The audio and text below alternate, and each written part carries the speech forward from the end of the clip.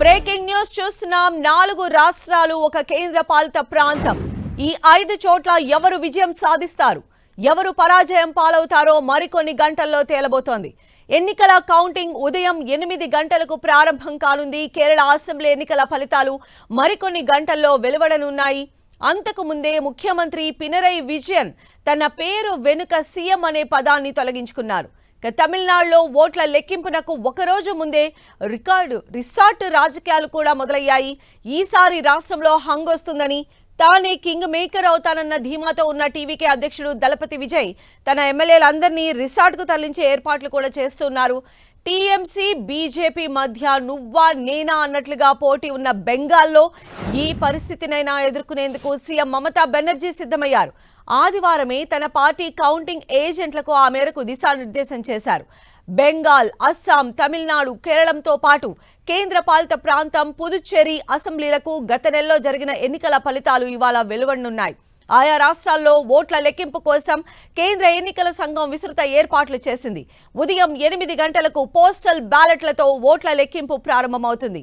Exit poll సర్వేలు భిన్న ఫలితాలను అంచనా వేయడంతో పోటీ చేసిన రాజకీయ పార్టీలో ఫలితాలపైన నరాలు తెగే ఉత్కంఠ నెలకొంది. కౌంటింగ్ సందర్భంగా ఎలాంటి అవాంఛనీయ ఘటనలు చోటు చేసుకోకుండా ఈసీ చర్యలు తీసుకుంది. కౌంటింగ్ కేంద్రాల్లోకి అనధికార వ్యక్తులు ప్రవేశించకుండా అడ్డుకోవడానికి తొలిసారిగా క్యూఆర్ కోడ్ ఆధారిత ఫోటో గుర్తింపు కార్డులను ప్రవేశపెట్టింది.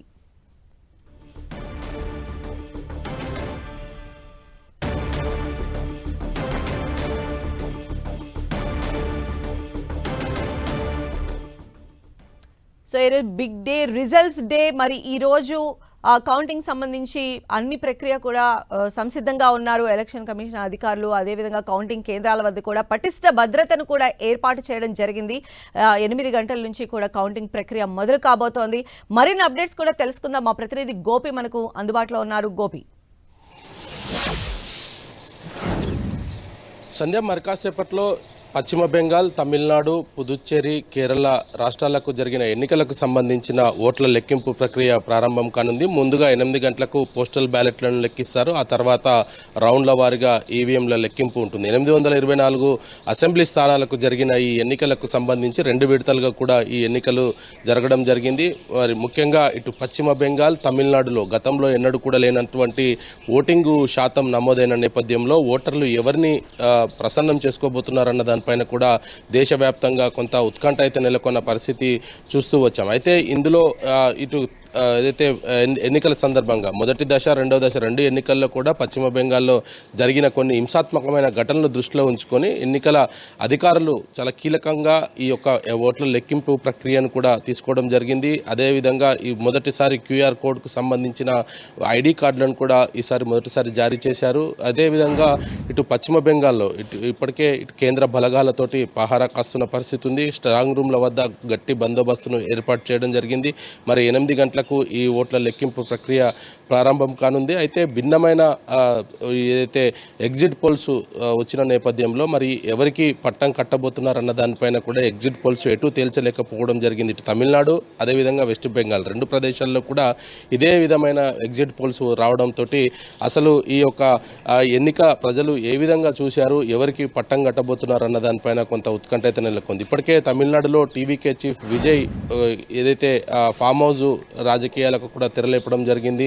ఆయన క్యాండిడేట్స్ అందరినీ కూడా ఫామ్ హౌస్ కు తరలించడం జరిగింది. ఎక్కడ కూడా వాళ్ళంతా కూడా వేరే పార్టీకి కానీ ఇతర నేతలతో ఎవరితో కూడా టచ్ లో ఉండకుండా అన్ని రకాల జాగ్రత్తలు తీసుకున్నారు. మరోవైపు ఇటు వెస్ట్ బెంగాల్ కి సంబంధించి టీఎంసీ వర్సెస్ బీజేపీగా ఈ ఎన్నిక అయితే జరిగిందని చెప్పొచ్చు. మరి ఎగ్జిట్ పోల్స్ కూడా 2 పార్టీలకు కూడా కొన్ని ఎగ్జిట్ పోల్స్ ఎడ్జ్ ఇవ్వడం జరిగింది. స్వల్పమైన మెజారిటీ ఉంటుంది తప్ప భారీ స్థాయిలో ఈ 2 పార్టీలకు కూడా భారీ మెజారిటీ వచ్చే అవకాశాలు లేవు అనేది కూడా ఎగ్జిట్ పోల్స్ ఇప్పటికే తేల్చి చెప్పాయి. మరి ఇటువంటి నేపథ్యంలో ఇటు వెస్ట్ బెంగాల్లో అధికారంలోకి మరోసారి రావాలనుకుంటున్న టీఎంసీ వస్తుందా, లేదంటే ఈసారి ఏ విధంగా బీజేపీ తన అధికారాన్ని చేజెక్కించుకోవాలనేది భావిస్తున్న నేపథ్యంలో బీజేపీ అక్కడ అధికారాన్ని చేపట్టబోతుందన్న దానిపైన కూడా ఉత్కంఠ నెలకొంది. ఇక కేరళకు సంబంధించి చూస్తే కాంగ్రెస్ పార్టీ కొంత లీడ్లో ఉన్నట్టుగా సర్వేలు అయితే చెప్పడం జరిగింది. సిపిఐ పార్టీ పైన ఉన్న స్వతహాగా అయితే 10 సంవత్సరాల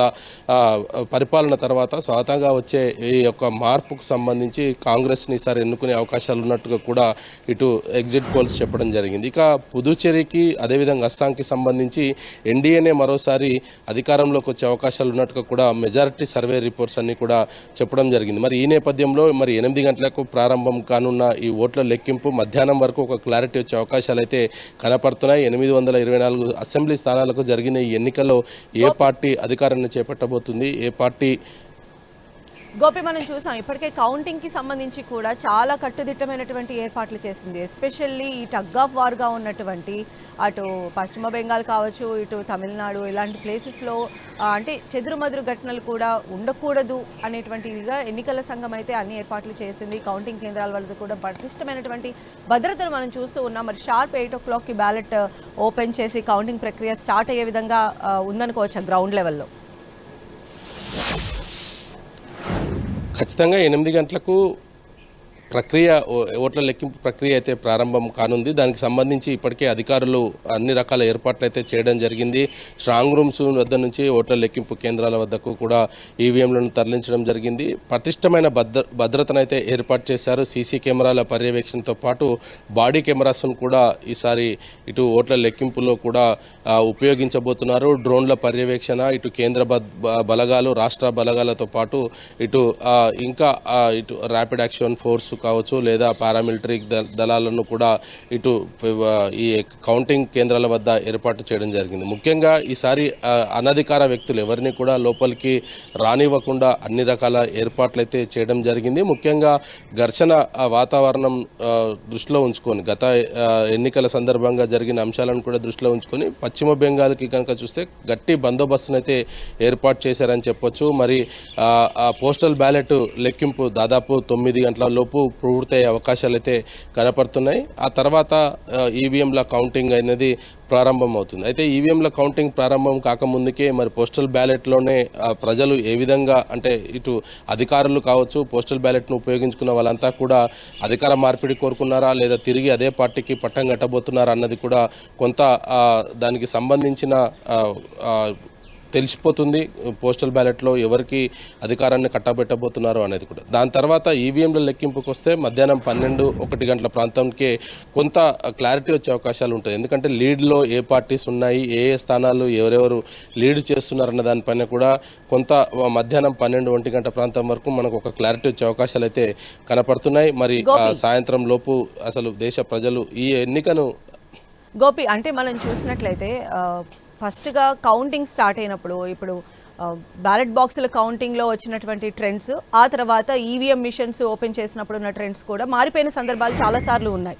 బట్ అంటే ఇప్పుడు ఎస్పెషల్గా మనం చూస్తే పశ్చిమ బెంగాల్ కానీ ఇటు తమిళనాడులో కానీ అంటే పోస్టల్ బ్యాలెట్లో ఒక తీర్పు లేకపోతే ఈవీఎంలలో వచ్చేటువంటి తీర్పు ఎంతవరకు టాలీ అవకాశం ఉండొచ్చు? ఎందుకంటే కొన్ని సర్వే సంస్థలు ఒకవైపు ఉంటే జస్ట్ 1 or 2 సంస్థలు మాత్రం దానికి ఆపోజిట్గా ఇచ్చినటువంటి పరిస్థితి ఉంది కదా గెలుపుకి సంబంధించి అభ్యర్థులపైన.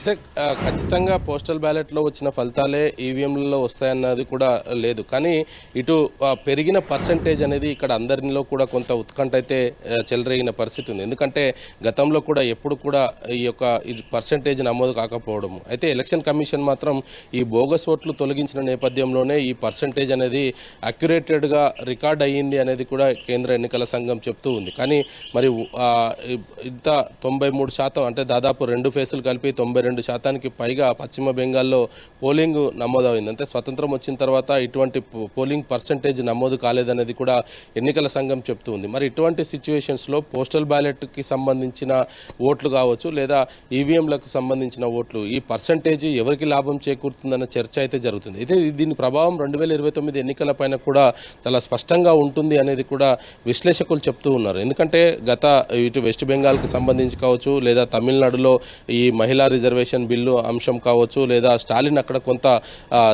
దాన్ని క్యాప్ చేసుకునే పరిస్థితి తీసుకొచ్చాడు. ఎందుకంటే ఈ మహిళా రిజర్వేషన్ని అక్రమంగా తీసుకువస్తున్నారు, డీలిమిటేషన్ ముసుగులో మహిళా బిల్లు రిజర్వేషన్ ముసుగులో ఈ డీలిమిటేషన్ బిల్లును కూడా తీసుకువస్తున్నారు అనేది కూడా ఆయన ఆ పత్రాలను చింపివేయడం కావచ్చు, లేదా అసెంబ్లీలో ఆయన ఎంపీలు నల్ల చొక్కాలు ధరించి రావడం కావచ్చు, వీటన్నిటిని కూడా ఎన్నికలకు ముందుకు ఆయన రాజకీయంగా వాడుకునే ప్రయత్నం చేయడం జరిగింది. ఇక టీఎంసీకి సంబంధించి కూడా ఎస్ఐఆర్ నిర్వహణ జరుగుతున్నప్పటి నుంచి కూడా ఆబ్జెక్షన్ చేస్తూ వస్తున్నారు. ఎస్ఐఆర్ కేవలం బీజేపీకి అనుకూలంగా ఉన్న ఓట్లను ఉంచి మిగతా ఓట్లన్నింటినీ కూడా తొలగించే ప్రయత్నం చేస్తుందంటూ కూడా చెప్పడం జరిగింది. అయితే పశ్చిమ బెంగాల్కి సంబంధించి చూస్తే 90 లక్షలకు పైగా ఓటర్లను తొలగించడం జరిగింది. అక్కడి నుంచి వెళ్లిపోయిన వాళ్ళు కావచ్చు, లేదా 2 ప్రాంతాలలో ఓట్లు కలిగి ఉన్న వాళ్ళు కావచ్చు, లేదా ఇతర మైగ్రేట్ అయిన వాళ్ళు కావచ్చు, వీళ్ళందరికీ సంబంధించిన ఓట్లన్నింటినీ కూడా తొలగించిన నేపథ్యంలో అక్కడ కూడా దాదాపు 90 లక్షల ఓట్లు తొలగించిన నేపథ్యంలోనే ఈ పర్సంటేజ్ నమోదైందనేది కూడా విశ్లేషకులు చెప్తూ వచ్చారు. కానీ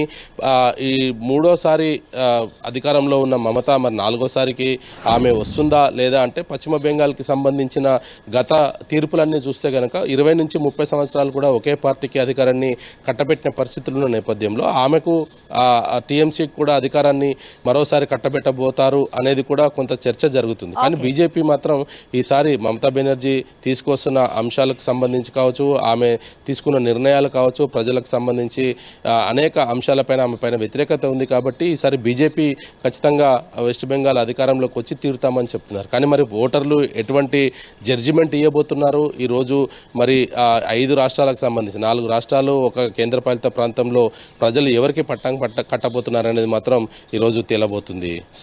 రైట్ గోపి.